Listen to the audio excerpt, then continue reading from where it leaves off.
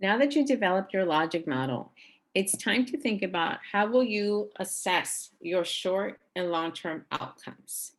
The most important piece I want us to begin to think about as we're thinking about assessing short and long-term outcomes is that as an evaluator, you are attempting to demonstrate how a program's success can be best demonstrated. And the ways that we will be able to best demonstrate that is through appropriately assessing the short and long-term outcomes you laid out. But in order to do that, we want to think about multiple measurements to use to assess the outcomes you have laid out. And so part of this is going to entail of us thinking about multiple ways to actually assess those outcomes. And the first one I'm going to talk about is just records. Records are those documents that already exist within an actual program that can easily be used to actually assess outcomes. So we're thinking about a school-based program. School-based programs already have multiple records that are easily available to us, whether it is academic records, whether it is disciplinary records, they are easily available that we could propose to actually assess short and long-term outcomes. The other option is would be scales. And scales are actually those standardized measures that have been used multiple times with many individuals and have developed high levels of reliability and validity. So one scale that we can think of sometimes is the Beck Depression Inventory, which is an actual assessment. It's a scale for children to assess their level of symptomatology as it relates to depression. The other potential measurement that we could think about to assess outcomes are observations. And with observations, we are directly observing changes in behavior.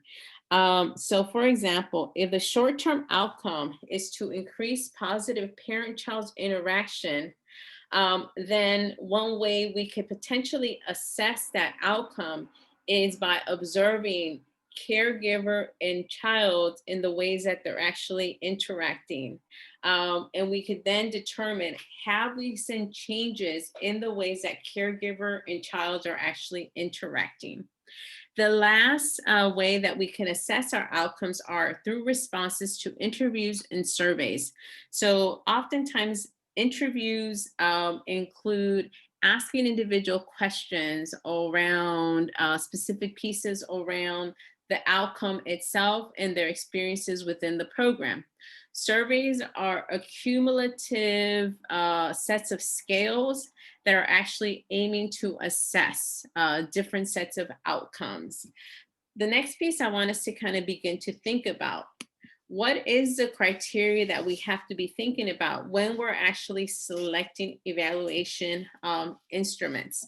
So when we're thinking about the usage of scales, when we're thinking about observations, when we're thinking about interviews, when we're thinking about surveys, what are the criteria that we have to be thinking about to determine, will it give us what we need to demonstrate that the program is successful?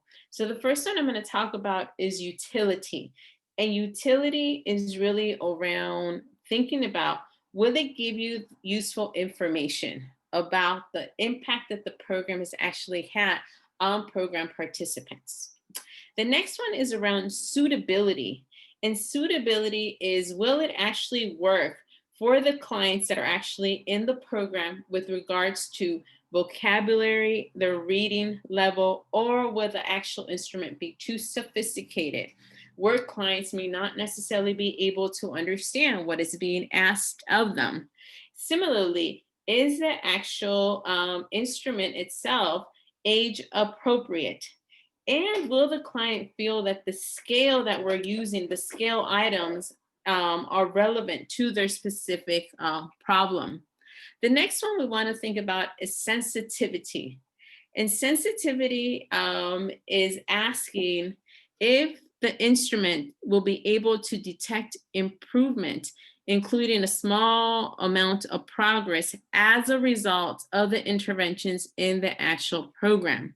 It's also asking if the actual instrument that we're using to assess the outcomes, is it actually responsive to the diversity, ethnic, and cultural differences of individuals in the actual program?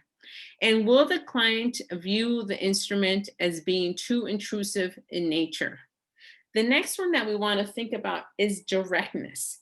And as we're thinking about directness in terms of the assessments to measure the outcomes, we want to know if the instrument is able to objectively capture the client's behavior, emotional state, attitudes, or knowledge.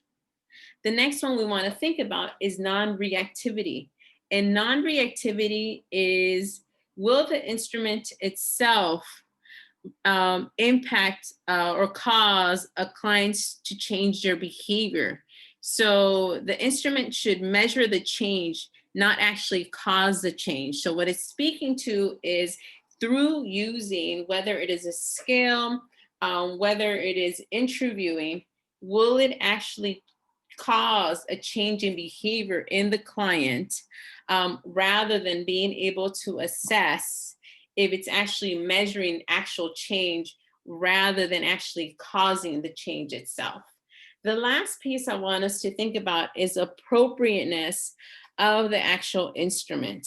And when we're thinking about appropriateness is, will the actual client find the instrument itself that's being used to assess the short and long-term outcomes as too burdensome? Is it too long, or is it just too difficult to actually read?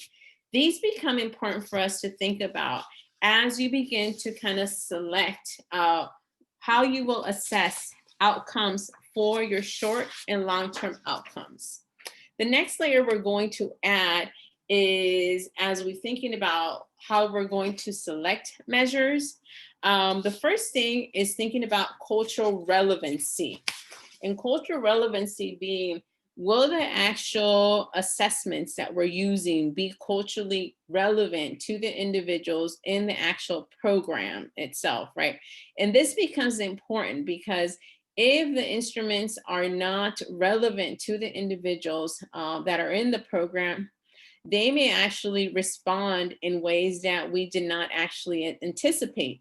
So it may not necessarily speak to the program not actually quote unquote working, but what it may actually speak to is that we actually did not appropriately assess short and long-term outcomes, and consider the role that culture actually played in the ways that individuals were responding to the specific measures we use, which then connects to measurement equivalency. And what measurement equivalency is really speaking to is, are similar concepts and items going to have similar meanings for groups of different backgrounds, right? So oftentimes we think that by translating documents or scales, that it's going to translate into having similar meaning in those specific scales. However, that may not actually necessarily be the case. The next layer we want to add to this that we want to think about in considering selecting measures is age appropriateness, right? Is the actual measurement that we're using going to be age appropriate for the individuals that we're assessing short and long-term outcomes with? We also want to think about educational level. Oftentimes, we want to make sure that whatever we're using to assess short and long-term outcomes, specifically if there's scales, that they are at about a 5th or 6th grade reading level. And the last one that we want to think about is cognitive impairments. How will we identify the best ways to assess outcomes when we actually have clients and consumers who have been part of the program who have cognitive impairments? So the next set of connections I want us to begin to kind of think about to now connect program goals to outcomes. And then what we're going to do next is really identify, how do we actually assess the outcomes? What instruments will we actually use? So this is the SOUL program that I talked about in the logic model, which was this logic model that we unpacked in our last class. If you remember, the actual SOUL mentoring program was a selective mentoring intervention program that targeted 4th and 5th grade Latinx students who lived in the Southdale neighborhood and attended Frank Alice Elementary School and Senate Middle School. What I want to first start out with for us to connect program goals to short-term and long-term outcomes, right? What I said about program goals, it's really around what is the program aiming to actually accomplish? And the ways that it accomplishes that goal is through the services that it actually provides that ultimately will benefit individuals in the actual program. And that's when we begin to look at short-term and long-term outcomes, right? So for the SOUL program, their first goal was around increasing student educational success by enhancing academic achievement and preparing them for successful high school completion and readiness to succeed in post-secondary endeavors. That was their first goal. Their second goal was to prevent delinquency, gang involvement, and other negative behaviors by developing assets in youth. And the last goal for the SOUL mentoring program was to generate positive youth development by assisting Latinx students in developing their full potential by providing long-term emotional, social, and emotional support from a caring adult, right? So these are the actual goals. So if you remember, what the actual program then offered was mentoring and tutoring, family and teacher child events, and parent events. In that context, through these services that included mentoring, tutoring, family, student, and teacher events, and supports for parents, what they would see happen is, in terms of short-term outcomes, increase attendance rates, decrease school-based disciplinary problems, referrals, productive out of school time, and increased number of social support networks for students. That's at a short-term outcome. So the underlying assumption sits here is that through tutoring, through mentoring, and through connecting students, families, and teachers, we would be able to see greater excitement of students attending schools, so that would actually increase their attendance rates. Similarly, because they were connected to a caring adult, it would then decrease school-based disciplinary problem referrals. The tutoring alongside the mentoring would provide productive out of school times, and through the actual mentoring and tutoring, but also the events that brought family, student, and teacher together, we would be able to see increased number of social support networks for students. Then at a long-term outcome level, what we'd be able to see, now that students are in school, their academic gains would increase. That would lead then to academic achievement. By not being involved in disciplinary based referrals, we would see a decrease in juvenile delinquency. And then by having productive out of school time, increased number of social support networks for students, we would be able to see positive youth development. So how would we actually assess these outcomes that have laid out for the SOUL mentoring program? So the first thing I want us to think about is increased student attendance rates. So the ways that we would be able to assess increased student attendance rates is actually through attendance records.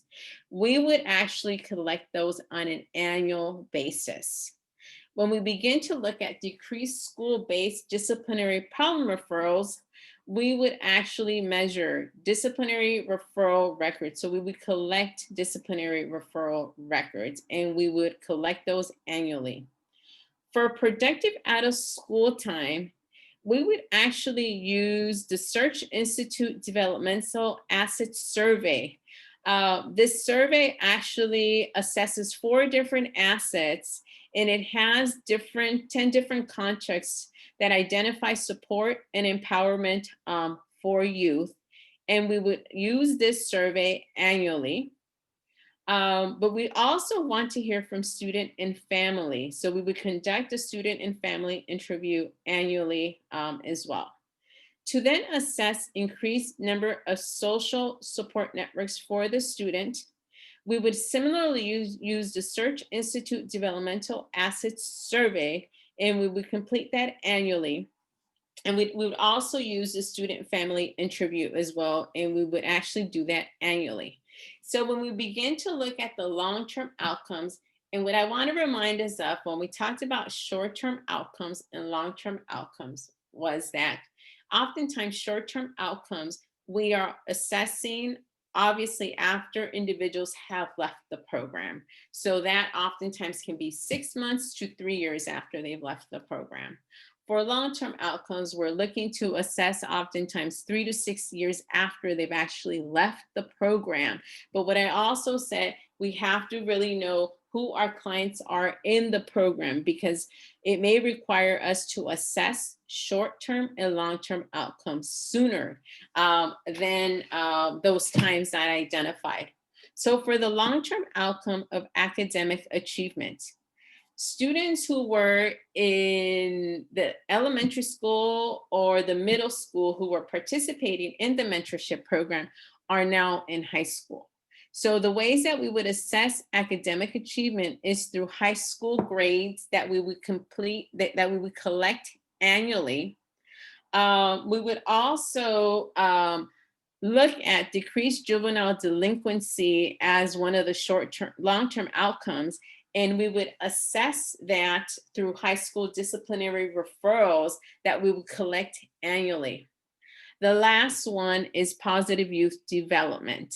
And we would again use the Search Institute Developmental Assets Survey, and we would collect that annually, but we also want to do the ongoing student interview, and we would do that every 2 years.